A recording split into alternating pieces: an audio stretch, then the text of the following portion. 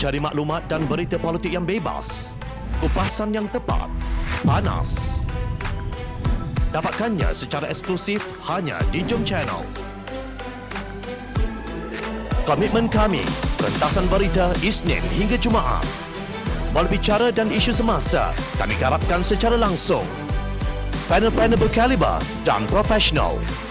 Interaktif, pandangan anda kami raikan. Jangan lupa bersama kami di setiap hujung minggu dalam edisi khas mingguan. Jom Channel, moving forward, sharing a new experience.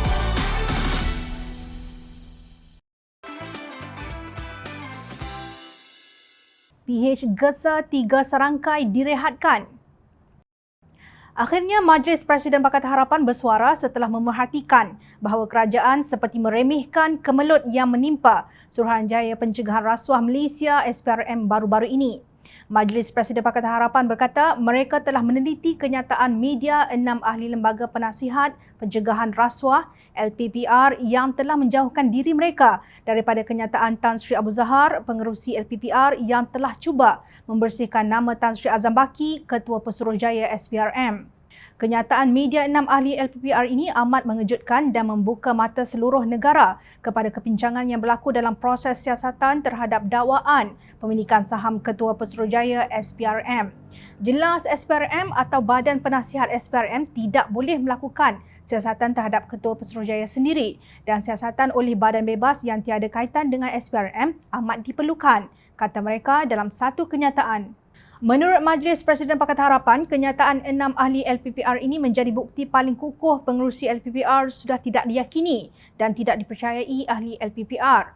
Oleh itu, Tan Sri Abu Zahar perlu direhatkan sehingga selesai siasatan penuh terhadap Ketua Pesuruhjaya, tegas mereka. Kenyataan tersebut dikeluarkan oleh pimpinan tertinggi parti-parti yang bergabung dalam Pakatan Harapan iaitu Datuk Seri Anwar Ibrahim Keadilan, Muhammad Sabu Amanah Lim Guan Eng DAP dan Datuk Seri Panglima Madis Tangau APCO. Majlis Presiden Pakatan Harapan juga menyentuh mengenai sikap pengerusi Panel Perlindungan dan Pencegahan Rasuah PPPR SPRM Tan Sri Borhan Dollah yang tidak mengendahkan surat melalui email yang dikirim oleh Profesor Dr. Edmund Terence Gomez. Mereka menuntut supaya Borhan Dollah direhatkan sehingga siasatan yang sama selesai kerana enggan bertindak menyiasat Azam Baki. Sungguh pun beliau berkemungkinan telah melakukan kesalahan undang-undang dengan membenarkan akaun saham digunakan oleh adiknya secara proksi berkaitan dengan perdagangan berjuta-juta saham dan waran. Perlu ada pimpinan baharu yang bersih, profesional dan bebas untuk mengetuai LPPR dan PPPR SPRM agar kewibawaan, integriti dan kredibiliti SPRM dapat dipulihkan semula, tegas mereka. Selain itu, Majlis Presiden turut memandang serius dan perlu menegur kenyataan media 3 timbalan Ketua Pesuruhjaya SPRM yang menyatakan sokongan terbuka terhadap Ketua Pesuruhjaya serta membuat tuduhan motif dendam politik. Mereka ialah Ahmad Kusairi Yahya, Operasi, Nur Azlan Muhammad Razali, Pencegahan dan Juni Pahwandi, Pengurusan dan Profesionalisme. Dalam kenyataan tersebut, mereka menolak dakwaan terhadap Ketua SPRM dan menyifatkan ia serangan terhadap Suruhanjaya anti rasuah berkenaan dengan menegaskan kami menggesa agar semua pihak menghentikan kemelut ini dan membiarkan proses undang-undang berjalan secara adil, telus dan saksama. Warga SPRM tetap bersatu hati dalam mempertahankan institusi Ketua Pesuruhjaya SPRM demi kelangsungan pencegahan rasuah di negara tercinta.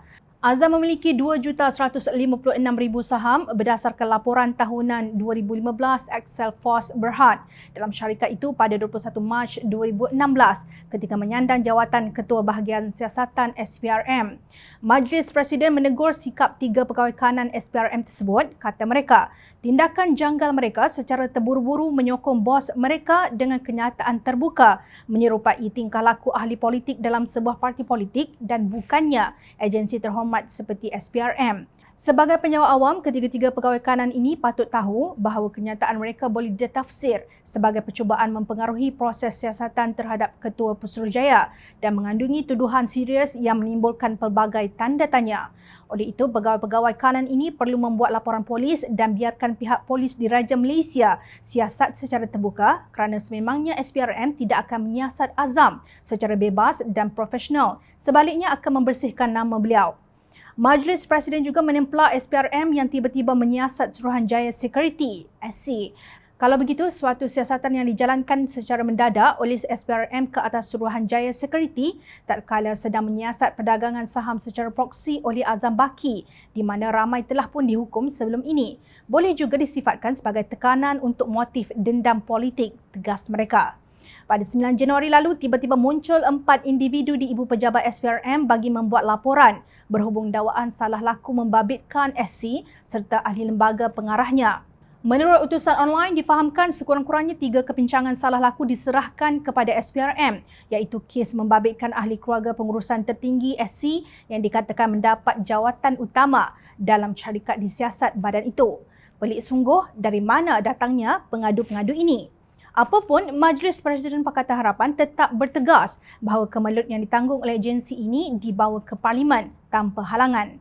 Kami mengulangi pendirian bahawa satu sidang khas Parlimen perlu diadakan segera untuk merunding dan membincangkan isu yang amat penting ini. Sebaiknya sehari sebelum atau selepas sidang khas berhubung isu banjir pada 20 Januari nanti.